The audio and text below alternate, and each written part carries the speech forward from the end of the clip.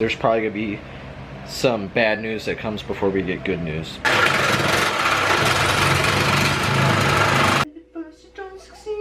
off your front end and try again. What we're gonna do is we're gonna strip the car of everything electrical and we're gonna do it all over again.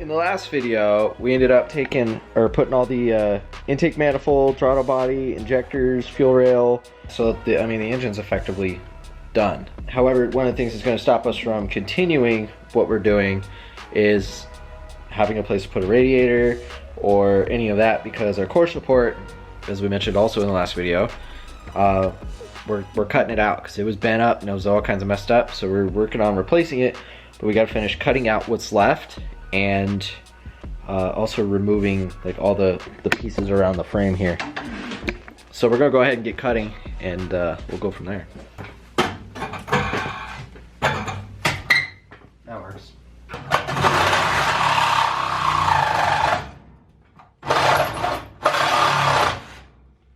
That's all it took. That's all we were shy from the last time.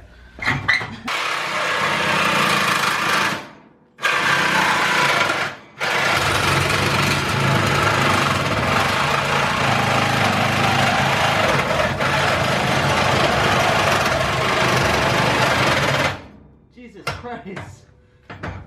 It's rattling my...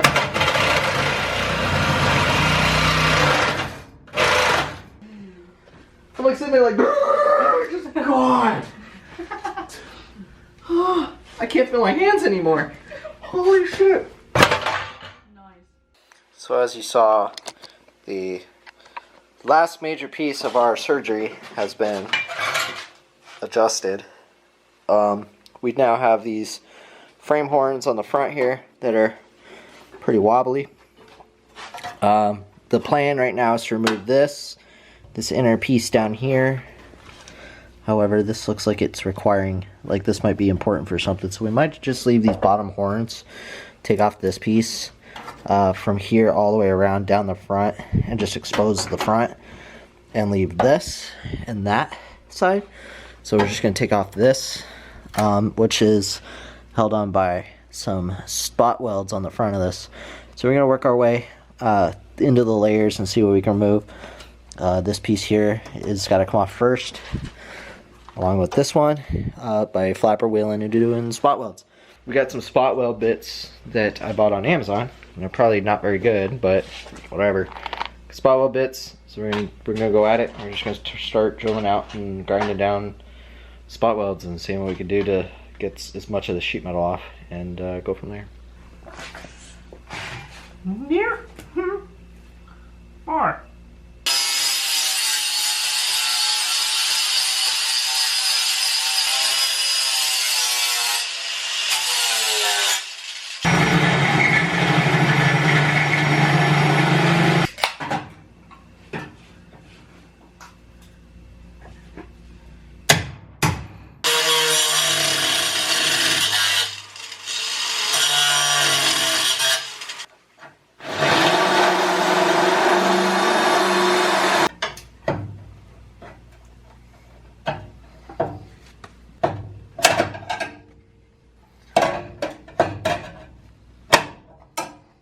Just off.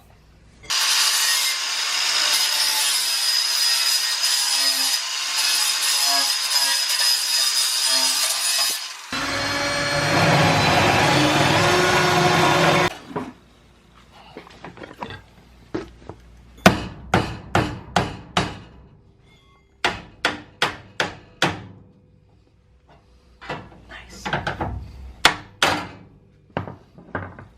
That's beautiful.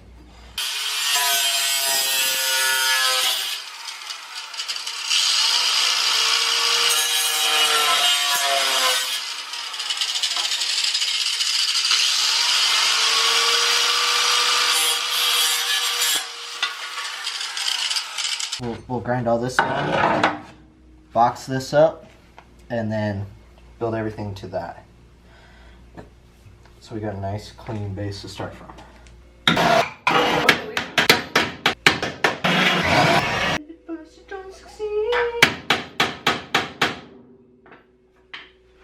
Cut off your front end and try again. Remember, when you're working on your frame and you're like taking apart your car, make sure you use like precision tools and techniques so that way you know where to put stuff back.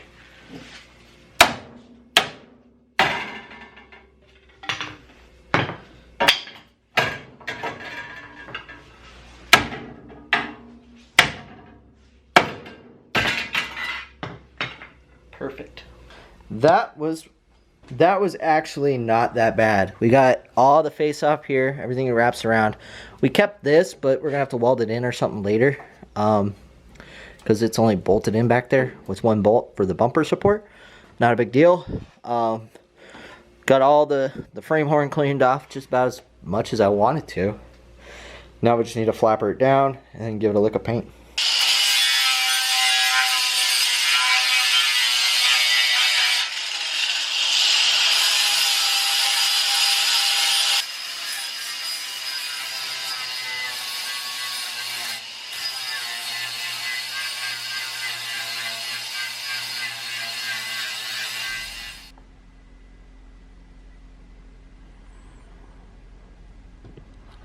Alright, well, that's the front end done. All it needs now is a little bit of sand down prep and paint, but the front's done. So this is where we left off. Since we've been in the garage last, we did this. That's about it. We've also got ourselves a hybrid racing harness to try and adapt some of the electronics. So what we're going to try and do is make sense of what's here and what's not here. There is a lot of electronics of the footwell that we've kind of already looked at, but not really. It's been kind of hard to get in and out of the car just because of how it's situated, so today we're going to try and acknowledge that a little bit, or at least work around it to get inside the car because we need to. This is all that's left of the driver's side harness, which is one headlight harness. That's about it. I don't know what everything else here is, but hopefully I have some stuff to fix that. We still need to do the front core thing here. I have an intercooler. I need to get a radiator, add some headlights, so that's going to be a future project because I need those things to really kind of figure out where we're going to put stuff. But we're going to start working on the electronics because I want to get this thing to crank or do something in the meantime while we work on getting the alternator and then all the plumbing stuff figured out. So we still got fuel, clutch, we have to get an alternator to finish out the belt drive. I have the belt. We need to do the electronics. I already said fuel, and then we need to do piping, and then that should be enough to get it to go. We still need a charge harness, 0204 charge harness to go from, and I think somewhere around there should be enough to get the car good, right?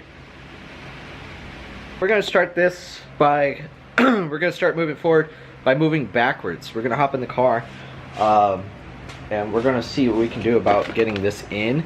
Now, I do know the harness is chopped, so this is going to get really weird because there's probably going to be some bad news that comes before we get good news. So let's go see what's going on with the harness and we'll go from there. Right? Cool? Well, sound good? yeah. Alright, let's do it. Let's do this. We'll just give the lowdown. So this is the inside of the hatch. Smashed freaking windshield. And this is the wiring harness so far. One of the things that's obviously missing is all of the HVAC.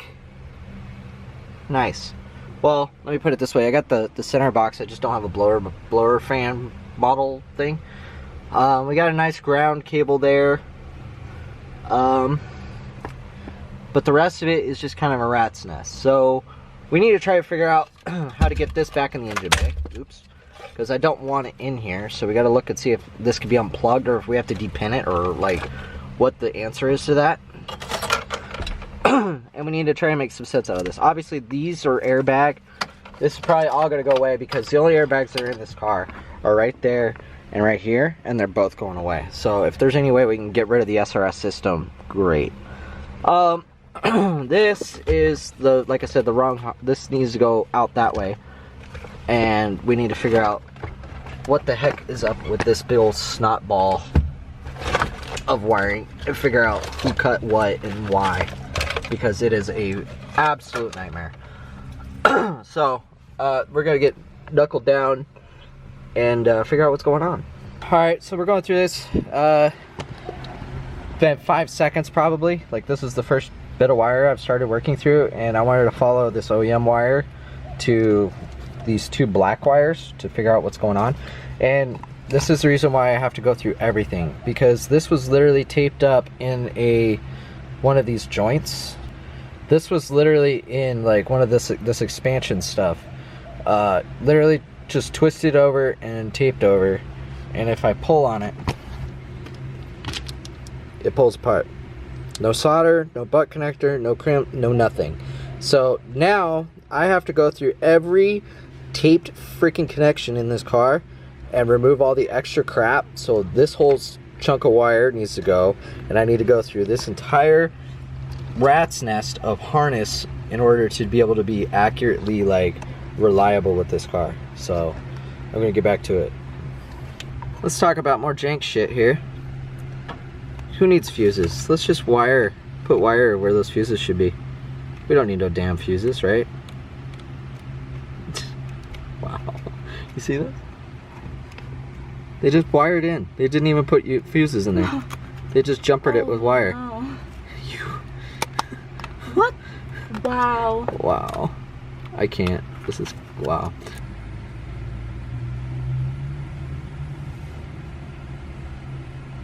At this point, I'm about to just start cutting crap because realistically, I need to start IDing these things. So I'm going to just keep trying to pull wire apart for now and hopefully make some sense, because this is bad. Really bad. At this point, I was still trying to make the harness work in the car in terms of the cabin harness. But as you can see with those connectors, those are for the fuse box. I ended up pushing those through the firewall and putting in the fuse box and hooking it up, thinking that there was some level of like functionality still in this harness. But what you don't see is all this other mess, and we could not identify what we needed to for the hybrid harness to make it work, nor did we figure out what we were supposed to be able to chop and what we weren't supposed to be able to chop. So there's a lot of chaos going on in this harness right now. So we basically, right after trying to get this box in, we basically just said, to hell with this, it's all gonna come out. Alright, so we're on day 2 of the electrical hell of the EG hatch, and my camera lost its screws, so now my screen keeps falling. I did some research. We got an iPad down here. We kind of used it a little bit last night to try and figure out what's going on, and I think I got a better idea today. We've identified some new connectors. I'm pretty sure this one that's back there, it currently is for the fan motor, or the fan blower motor, and controls and heater controls and stuff like that. But since we don't have a blower motor, there's a lot of stuff that's missing. There's also a lot of other connectors that are missing on the harness, and I'm pretty sure that's because they weren't needed and they were cut off just to stuff it in the engine bay, or in the compartment, and hide it. So today we're gonna go try and find that other connector, but first we're gonna pull the dash.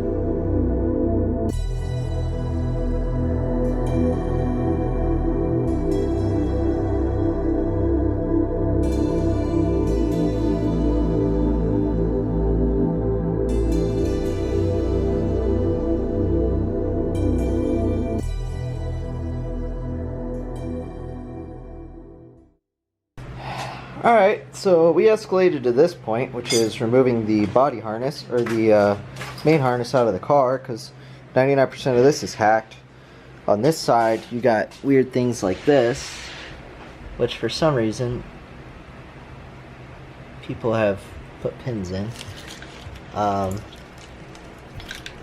Things were just all over the place. We don't have any idea what's going on. We got taped points, we got butt connected joints, we got all kinds of stuff in this harness and no answers. So this whole thing was removed along with the mat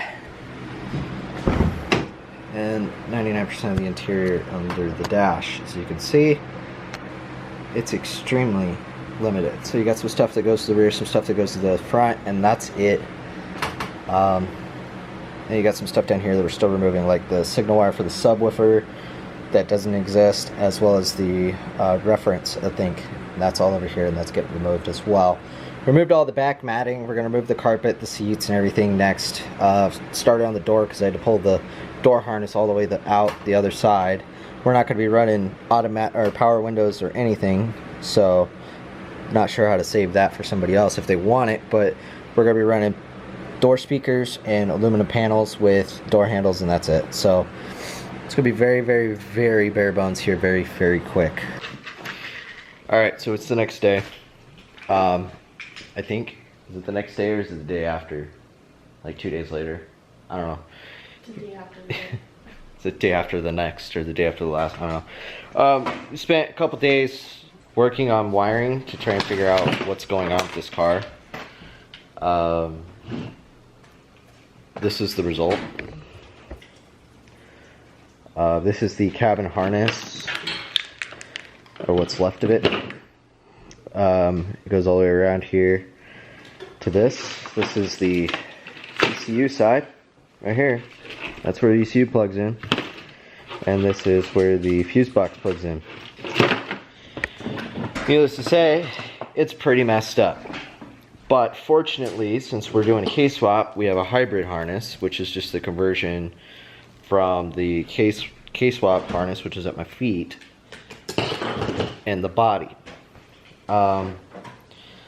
It does a couple things. It puts power certain places it needs to on the harness. It gets signal from like your speed and your RPM and engine light, like your charging light. This gives you access to like your fans and stuff like that, but all this really is doing is patching it into your body harness, and your body harness is what's on the left side of the car for the most part.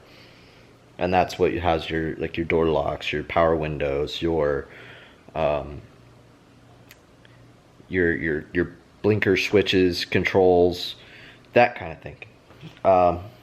Unfortunately, I don't know how to reintegrate this with the K-Series harness reliably.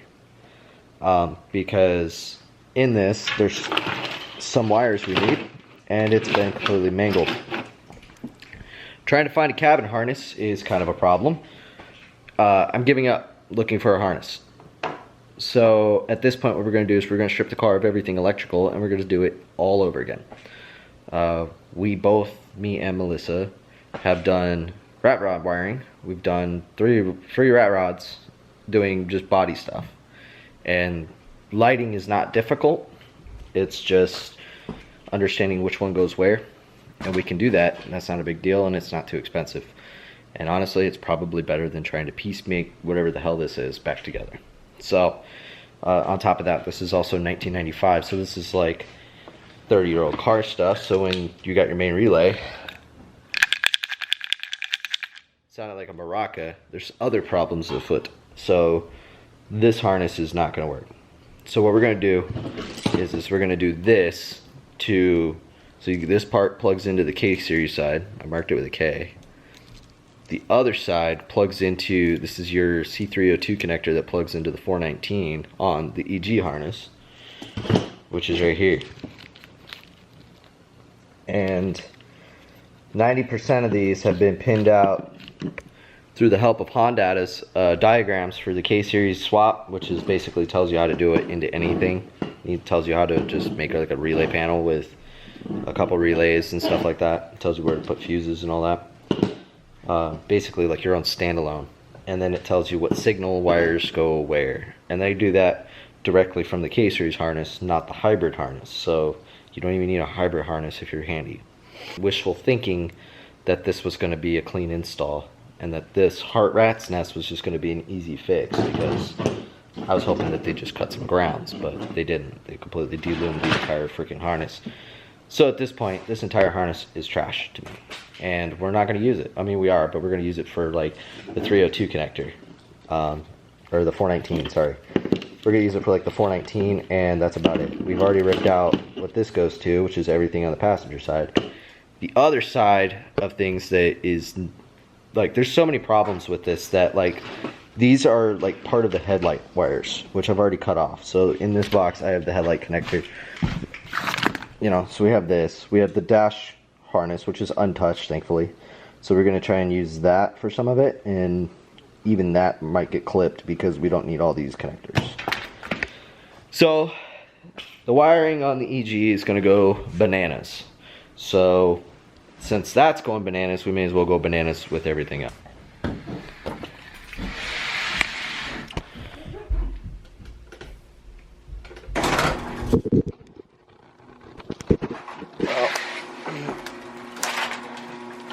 As you can see,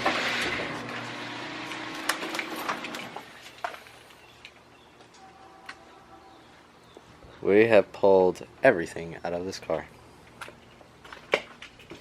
Like, everything. That's the heater core. I didn't have a blower box in here, so that's whatever. But at this point, we may as well be ripping everything out. So the only thing that's left in terms of electrical is this door harness and this wire harness that goes across and over there, up into the back of the taillights and the defroster. So where we are in terms of all of that is we're just going to end up doing a body harness of our own, which is going to be all the lights and the stuff like that. We're going to do all the lights ourselves, all the blinkers ourselves. We're going to tap into the ignition of the keyed ignition tumbler and all that ourselves. And then the engine literally should just be a couple power connectors and some VSS to the dash, and that should be everything we need to make the car run. So sounds like a lot of work, and it is. It's about 2 days of wiring total, and we're not there yet. Right now we're just gonna try to make the car run.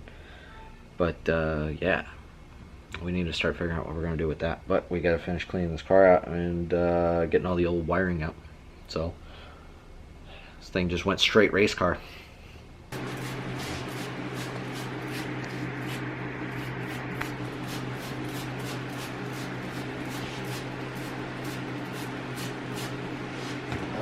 Disgusting.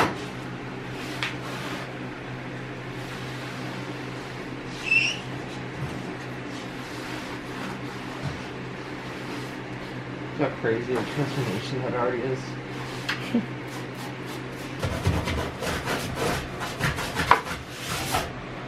I'm wondering if it might be a little too premature to try and clean up all this stuff before removing the sound derby.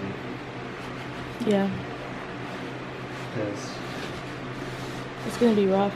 Huh? It's gonna be rough. It's gonna be very difficult to do a lot of good. Alright, so we tried cleaning some of this to see just how easy it'd be to clean it. Like, the rocker looks way better. The inside didn't really do a lot because we still got this matting. So I'm sure if you're into car stuff on YouTube, you've already seen the magic of dry ice. So pretty cool. We got that. We got some alcohol. We're gonna try and pull up as much of this as possible. This is 2.5 pounds. So you buy dry ice and you do this. You're probably gonna want a little bit more than this to do a car. So we'll see how far 2.5 pounds can get us. Look at the bag. Can you see it? That's awesome. Here's a chop.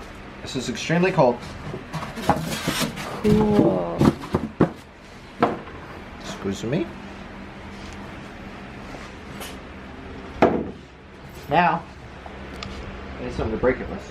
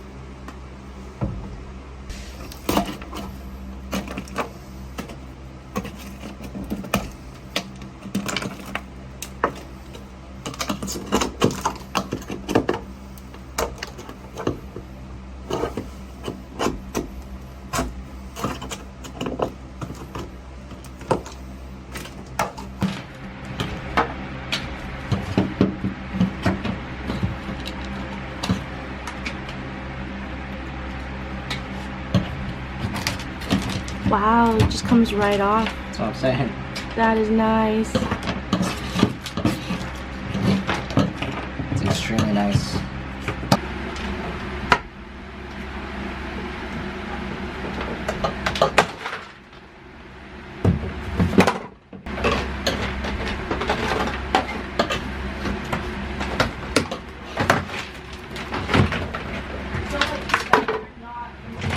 But